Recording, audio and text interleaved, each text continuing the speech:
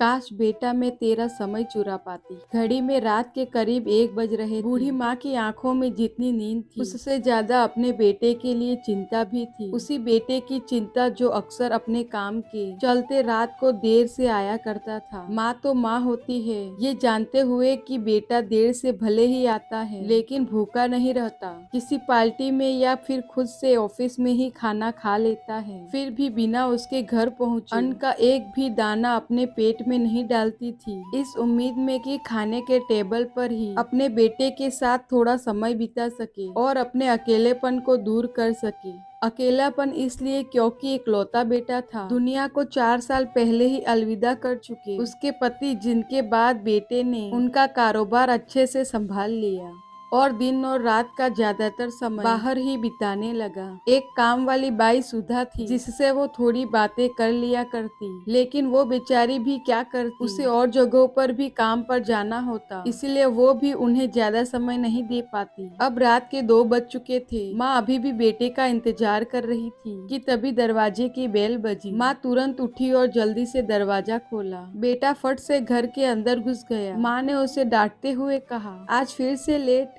बेटा चिढ़ते हुए बोला, क्या मुझे शौक है, मीटिंग थी जरूरी। माँ बोली, अच्छा चिढ़ मत, चल खाना खा ले, तेरी पसंद की सब्जी बनाई है। बेटा फिर ऊंची आवाज में बोला, माँ तुमसे कितनी बार कहा है मेरा इंतजार मत किया करो, खाना खा कर सो जाया करो, क्यों खुद को और मुझे परेशान करती हो। बेटे के मुंह से आ रही शराब की दुर्गंध को पहचान माँ बोली, तू शराब पी कर आया है, तुझे शर्म नहीं आती। बेटा चिल्लाकर बोला, हाँ तो कौन सा पाप कर दिया है मैंने, चुपचाप खाओ और सो जाओ, आपकी बकवास सुनने के लिए वक्त नहीं है मेरे पास। बेटा गुस्से में अपने बेडरूम में चला गया और सीधे जाके बेड पर लेट गया। नशे के कारण अगले ही मिनट उसे नींद आ गई। माँ उसके कमरे में आई, उसके जूते और मोजे उतारे, उसे चादर ओढ़ाई और पास बैठकर उसके सर पर हाथ फेरते हुए गहरी सोच में डूब गई। घंटा भर वहाँ पर बैठने के बाद अपने कमरे में जाकर सो गई। सुबह अमित के कमरे के दरवाजे पर सुधा ने दस्तक दी।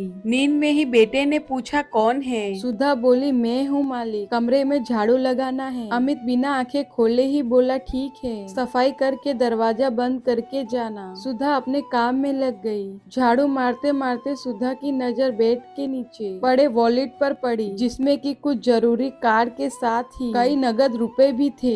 सुधा ने वॉलेट उठाया, एक बार वॉलेट को और एक बार सोते हुए अपने मालिक को देखा, फिर वॉलेट को उसके तकिए के पास रख कर चली गई। 11 बजे बेटा उठकर अपने ऑफिस को निकल गया। वो मीटिंग के लिए गए थे, जहाँ होटल में खाना खाते ही जब पैसे देने के लिए वॉलेट निकाला तब उसमें पैसे थे ही नहीं। उसने वॉलेट को अच्छे से चेक किया, फिर भी उसे पैसे नहीं दिखे। अंत वो कार्ड से पेमेंट कर ऑफिस चला गया। ऑफिस पहुंच अमित अपने बिजी शेड्यूल में लग गया। अपने कस्टमर को वो एक नए प्रोजेक्ट के बारे में प्रेजेंटेशन दे रहा था कि तभी उसके फोन की घंटी बजी। फोन पर माँ का नाम आ रहा था। उसने फोन ना उठाकर उसे साइलेंट पर कर दिया, लेकिन फिर भी बार बार माँ कॉल कर रही थी, इसीलिए परेशान होकर उसने फोन उठाया और साइड में जाकर माँ से बात करने लगा। अमित बोला, क्या करती हो माँ, अगर मैं फोन नहीं उठा रहा तो आपको समझ जाना चाहिए कि कोई जरूरी काम कर रहा हूँ। यहाँ पर मैं बहुत जरूरी मीटिंग में हूँ, मैं आपसे बाद में बात करूँगा। माँ बोल रही थी, बेटा लेकिन एक बार डॉक्टर,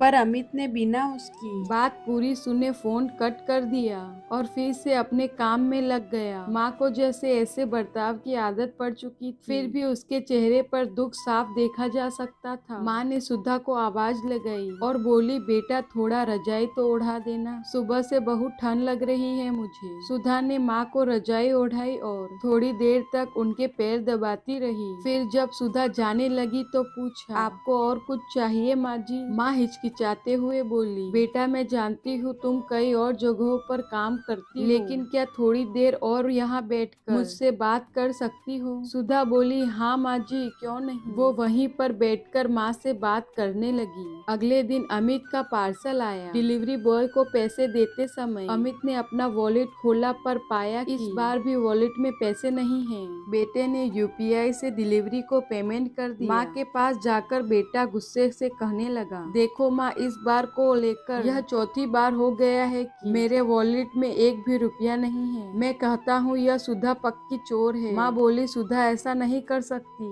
वह बहुत अच्छी लड़की है।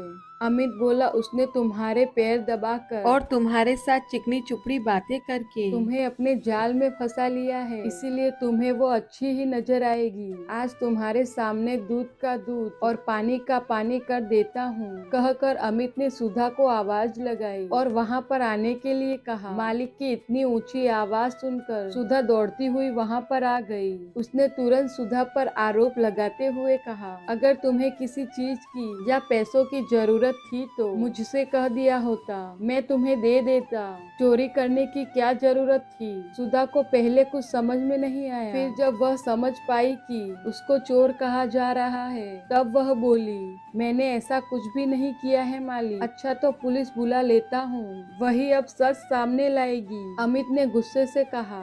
सुधा डरते हुए माँ की तरफ देखने लगी। माँ ने अपने बेटे से कहा, सुधा ने चोरी नहीं की है, वॉलेट से पैसे मैंने निकाले हैं। अमित ने कहा, माँ तुम उससे बचाने की कोशिश मत करो। माँ ने कहा, मैं उसे बचाने की कोशिश बिल्कुल नहीं कर रही हूँ, बल्कि वही कह रही हूँ जो सच है। अमित आवाज थोड़ी धीमी करते हुए बोला, तुम्हें ऐसा करने की क्या जरूरत थी माँ? तुम मुझसे बोल देती, क्या मैं तुमको पैसे नहीं देता? तुमसे कुछ भी बोलने के लिए तुम यहाँ पर रहते ही कब हो? जब सामने आते हो तब सोने चले जाते हो, और जब फोन करती हूँ तो बिना बात किए ही काट देते हो। अब तो तुमसे बात करने के लिए भी मुझे तुम्हारे ऑफिस में अपॉइंटमेंट लेनी पड़ती है, तब जाकर मेरा फोन तुम पर ट्रांसफर किया जाता है। जितने पैसे घर खर्च के लिए तुम देते हो वह तो घर खर्च में ही खत्म हो जाते हैं। उसके अलावा भी कई खर्च हैं जिनके बारे में तुम नहीं जानते। आजकल मैं कितनी बार बीमार हो जाती हूँ, तब सुधा ही मुझे डॉक्टर के पास ले जाती है और मेरी दवाइयाँ करवाती है। और तो और बेचारे अपने दूसरे जगहों का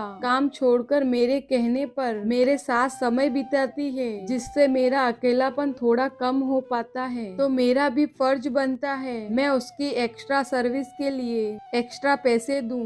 इसीलिए मैंने तुम्हारे वॉलेट से पैसे निकाल कर उसे दिए। काश मैं तुम्हारे पैसे की जगह तुम्हारा समय चुरा पाती तो मुझे तुम्हारे वॉलेट को छूने की कभी भी जरूरत ही ना पड़ती। अमित अपनी माँ की यह सारी बातें सुन रहा था और उसे इस बात का एहसास भी हो गया था कि पैसों की भाग दौड़ में उसने अपनी माँ को बहुत पीछे छोड़ दिया था।